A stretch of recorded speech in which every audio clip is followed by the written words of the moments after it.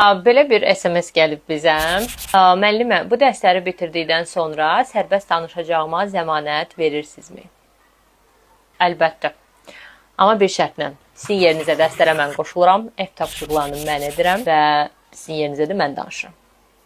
100%. Ciddiyə qalanda isə dil kursları seyirli bir çubuq deyil.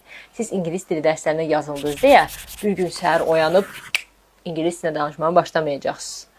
Bu belə olmur. Biz nəyə zəmanət veririk?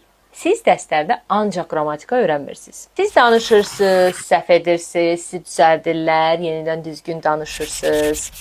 Yəni biz sizə sistemli bir proqram və çox peşəkar bir müəllim veririk. Amma nəticənin digər yarısı mütləq şəkildə sizin özünüzdən asılıdır.